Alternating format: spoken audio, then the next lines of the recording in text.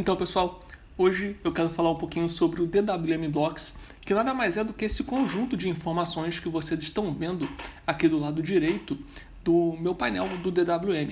Aqui, como você pode ver, ele exibe o número de atualizações que eu tenho para serem feitas aqui no Void Linux, o volume, o consumo de memória RAM e o calendário. E isso é feito através de um conjunto de scripts que você mesmo pode criar e jogar dentro desse programa chamado DWM Blocks, que funciona muito parecidamente com o DWM, onde você tem que fazer a compilação através do código-fonte do programa e tudo mais. Então, para conhecer um pouquinho do projeto rapidamente, até porque a gente vai usar ele como base para dar aqui como exemplo, basta você pesquisar DWM Blocks e você vai ter esse GitHub aqui, que é o github.com/torrefail/DWM Blocks.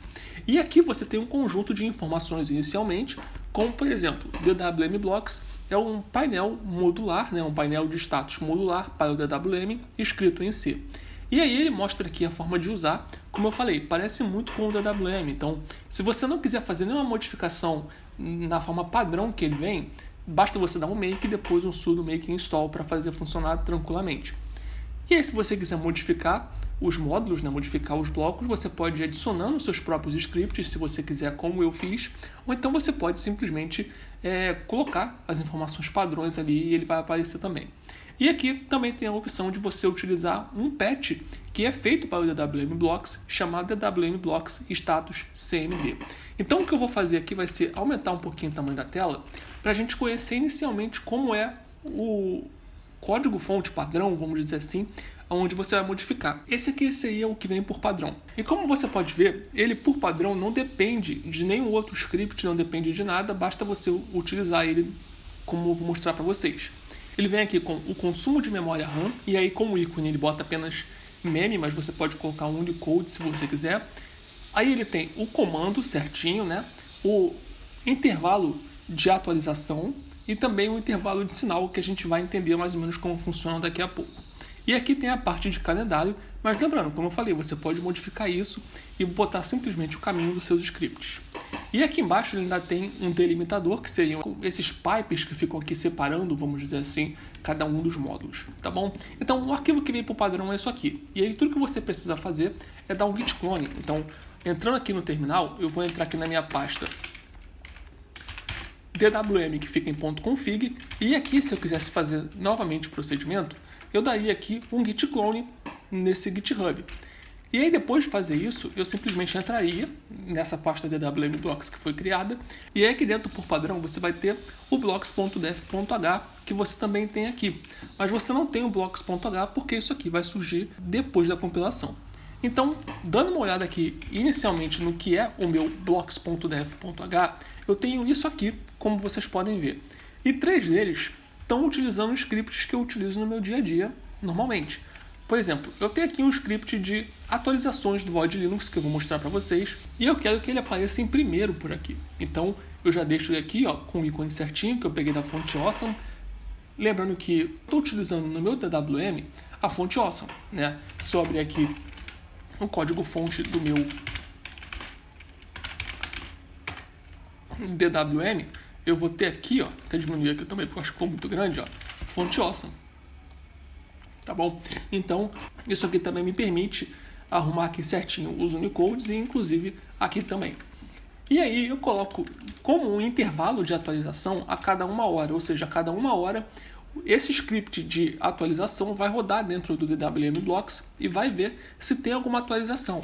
E aí se tiver, ele vai enumerar aqui para mim. No momento não tem nenhuma. O de volume seria basicamente a mesma coisa, mas o de volume eu coloco aqui como intervalo de atualização igual a 1.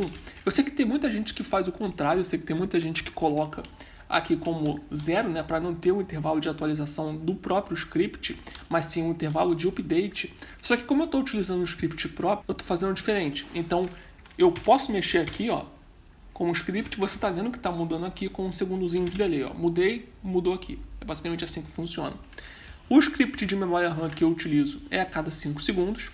E aqui eu tenho um script de calendário que eu organizei da seguinte forma. Eu não mexi muito no que vem por padrão aqui, no blocks.def.h, como vocês estão vendo, mas eu mudei a ordem. Então eu botei aqui porcentagem D, que é de dia, B, que é de mês, Y maiúsculo para botar o ano completo, A, que seria de dia da semana, e hora e minuto aqui, autoexplicatório. E aí como é que funcionam esses scripts, basicamente? Eu vou mostrar rapidamente aqui os scripts que eu tenho. Eu não vou explicar muito eles, porque são scripts muito, muito básicos. Mas você pode simplesmente copiar os meus ou pegar da internet, né? Se você não quiser criar scripts, você pode fazer isso. Por exemplo, eu tenho aqui o meu script de memória RAM, que é o RAM-TWM. Como vocês podem ver, é um scriptzinho básico em shell, onde eu tenho aqui mem igual aí o comando, tudo certinho. Aí eu dou um echo, né, que vai ser a saída, que vai ser esse comando inteiro, que está resumindo como mem.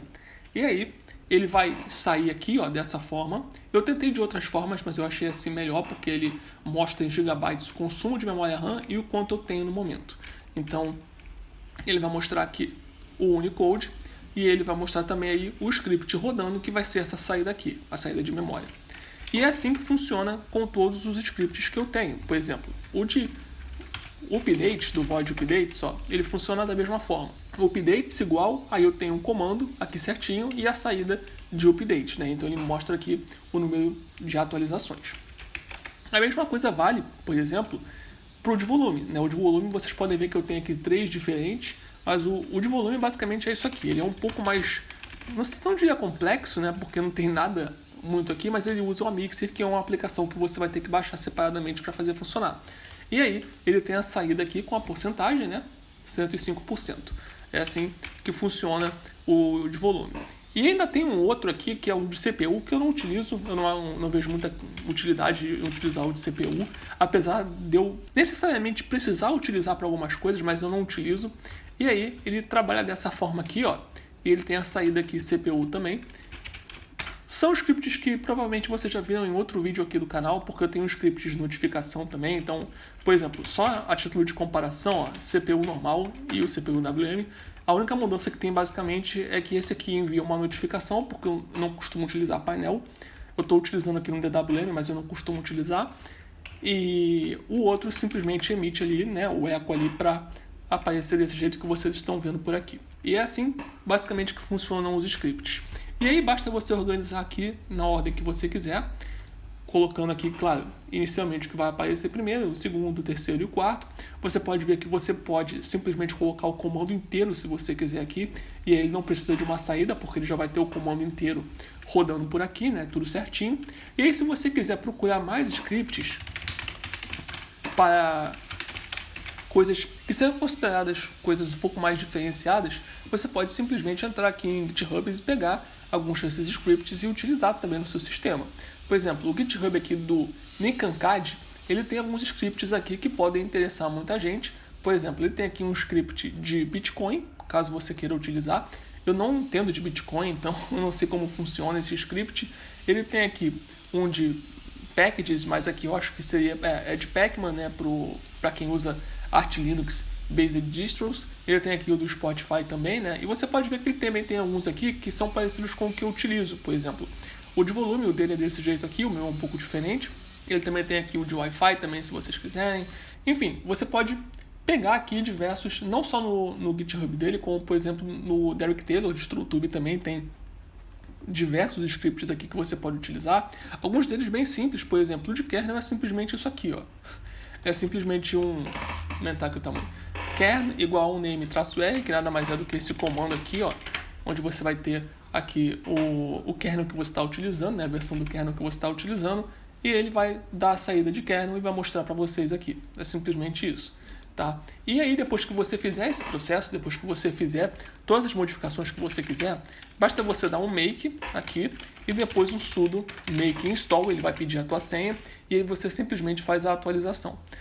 Caso você já tenha feito isso antes e queira fazer uma modificação nova, não esqueça, você tem que dar um remove blocks.h, né? Você remove o blocks.h e aí você faz as modificações que você quer, ou se você já tiver feito, dá um make e depois tudo make install. Sempre que você for fazer alguma modificação dentro do blocks.dev.h, depois que você salvar e for recompilar, você não pode ter o blocks.h, você tem que remover esse aqui, porque o blocks.h é a saída, é o que o blocks.dfh modificado vai gerar. Ele vai gerar um blocks.h. Então, se o blocks.h já existir, não tem como ele gerar um novo, porque já existe, ele não vai sobrepor o que já existe. E é assim que funciona. E, claro, caso você queira ir adicionando aqui mais blocos, você simplesmente pode ir adicionando aqui, né? Pula aqui uma linha e vai adicionando aqui outros que vocês queiram. Aqui, bota aqui chaves, bota aqui o Unicode que você quer. Os Unicodes que eu estou utilizando, eu estou pegando aqui ó, no cheat sheet do Font Awesome, que é bem completo. Tem aqui Solid, tem o regular, tem o Brands. Lembrando que eu também tenho ele no meu arquivo de configuração do próprio DWM, então fica um pouco mais fácil, né? Vamos dizer assim. E aí você pode utilizar, tem alguns aqui, ó, por exemplo, que tem até coisas aqui do Firefox, do Discord, caso você queira utilizar. Tem Linux aqui, ó, tem pinguinzinho aqui do Linux, não sei se vai dar para ver no vídeo, mas tem o pinguinzinho do Linux ali também. Enfim, tem diversos Unicodes aqui para você utilizar. Eu estou utilizando uns bem padrões, como vocês podem ver, mas é assim que funciona, tá? É assim que funciona o DWM Blocks. Espero que vocês tenham gostado desse vídeo então, pessoal. É um videozinho rápido, é para explicar mais ou menos. Eu vou fazer um vídeo mostrando tudo que eu mostrei até agora do DWM de uma tacada só, né? Como se eu estivesse fazendo do zero em uma máquina virtual, para ficar mais fácil de entender.